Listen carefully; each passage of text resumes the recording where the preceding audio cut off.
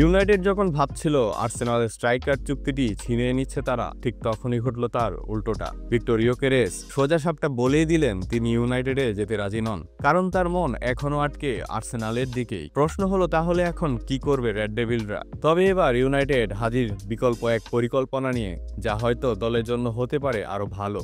বিকল্প পরিকল্পনা হলেন বেঞ্জামিন সেসকো।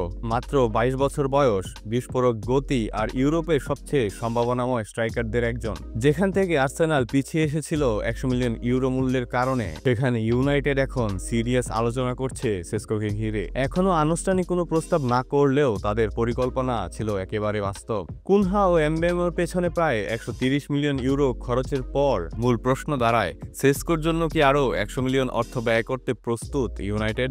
শুধু তাই নয়, টেবিলে আছে আরও বেশ কিছু নাম। চেলসির নিকোলাস জ্যাকসন, পাশাপাশি ফ্রি এজেন্টরা যেমন কালভার্ট লুইন, ক্যালাম উইলসন, এমনকি জেমি ভার্ডিও। কিন্তু সেসকো সে হতে পারে ইউনাইটেডের ভবিষ্যৎ, একটি সাহসী পদক্ষেপ এবং সময় উপযোগী সাইনিং। আর রাশফোর্ড চলে যাওয়ার পর ইউনাইটেডের প্রয়োজন এমন একজনকেই যিনি নিজের রাজত্ব কায়েম করতে পারবেন ফাইনাল থার্ডে। তাই এখন আর ইউকেরেস নয়, বরং এখন সেসকোর দিকেই ঝুঁকছে ইউনাইটেড। সেসকো কি সত্যিই সমাধান হতে পারবেন ইউনাইটেডের স্ট্রাইকার সমস্যার, নাকি শেষ হবেন শুধুই ব্যর্থ একটি ব্যয়বহুল ট্রান্সফার হিসেবে? আপনার উত্তর দিন কমেন্ট সেকশনে।